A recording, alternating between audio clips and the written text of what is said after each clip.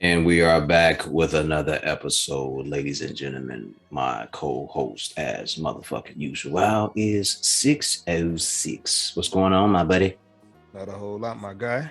Just, coming off my last night of off days. I've been off almost a week. Have you been off all this time? Yeah, man. I spent like 3 days up in Minneapolis.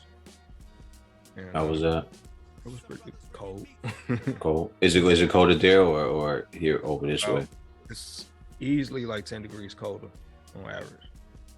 You know what I'm saying? It wasn't bad though. It wasn't like windy and choppy and nothing like that. I wanted to go check out this comedy show with my chick. Okay. All right. Congratulations to Six, everyone. His girl got down on her knee and proposed to him like a real woman should.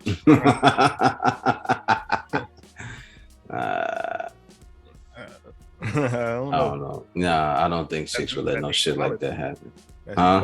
That's equality. That's I guess. Yeah, that's what they want out here, man. They want the ability to be able to do that, So you can't knock her. You can't knock her for doing it. Can't say no because they feelings. And it's good to know that somebody love you enough to do something like that, I mean, if that's what you call a symbol of love, then hey, man, you never know. We all got our different criteria, I guess. Yeah, absolutely. Hey, so we were speaking before the podcast started about Snoop Dogg, man. And I think, shout out to Snoop for branding himself the way he has in the middle of not putting out albums at time, in the midst of struggles, having Master P around or whatever moves were made to keep Snoop in a good spot, man. He's done well for himself. Absolutely. He's one of the founders of making sure that, Cripping is a business now. When you look up, you can't think Crip without thinking Uncle Snoop, There are children in Bosnia doing TikToks, Crip walking. Man, that's crazy. There are Japanese kids on TikTok, Crip walking.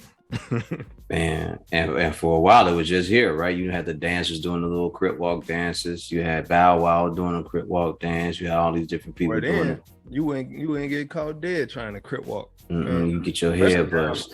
Especially down south and out west. Well, were they cripping and blooding real heavy? Real heavy. I mean, I was out on the West Coast years ago before it was like it is now. Maybe I shouldn't say before like it is now, but some years ago. And I was hanging out with one of my buddies, and he took me to the neighborhood where he grew up at. And one of the young guys was like, "Yo, we super Crips out here. We super Crips out here, cuz." And I was like, "What?" He's like, "We super Crips out here." And later on that day, I found out what they were talking about. So, shit. They with all of the shits, you know what I'm saying? They ready to go to war with Darkseid, Doomsday, and anybody else. I'm dead serious. Like the motherfuckers was with all the shits. You know what I mean? That's how it was when the new breeds came out. They was like, we with all that. Like whatever you want to do, we, you know what I'm saying? We with all that. But again, it's not about Crippin'. It's about more so Snoop being such a businessman after seeing how the Super Bowl came out. And you got to see him do what Snoop just does, man, from hanging with Martha Stewart to doing shows and episodes on her cooking show, to now acquiring Death Row Records, being on Soul Plane and other movies, Baby Boy and things like that. He's really created a good brand image for himself, Standing brand. Yeah. And besides that, he's just a motherfucker that love to chill out and smoke weed.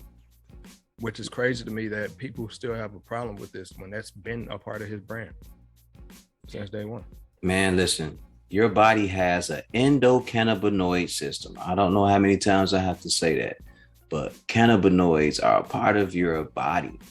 Cannabis is a plant that's been growing like that for thousands of years. They used to wrap mummies in hemp once upon a time to preserve the body. So for those who think that weed is so bad, you only believe that because of the information that's been given to you and you haven't done the research on it yourself. Right. It might actually help be an antidepressant for certain people. It might help some people sleep. It might help some people get their appetite back. There are different things that you can use cannabis for. And if you don't educate yourself, not people in the echo chamber just repeating the same bullshit. Yeah. Yeah. And that's one of those things that we don't want to do. Find out for yourself. Find out the information for yourself. It don't matter if you read the Torah, the Bible, or the Quran. All this information that you come across, you should start doing. Those books even say at some point, they say do the knowledge on your own, right? Bro. Not to like, and I'm gonna dip into this, and I'm gonna you know what I'm saying, duck out of it real quick. Yeah, let's do it. All right. 90% of the people that have pushback against marijuana usage are evangelicals, bro. You know what I'm saying? These are the people who cite the Bible at every turn anyway. You know what I'm saying? So it's kind of like, well, for those who do read the Bible, there's a place in the Bible named Kush. And that is where a certain cannabis plant grows in the mountains of Kush. So that's that. And we're gonna keep on moving. We're gonna keep on moving. We ain't gonna stay on that. I had another thought about cannabis, but it's not, I think it left me. When you Southside, how you doing? Eastside, how you doing? Westside, how you doing? Northside, how you doing? Southside, how you doing?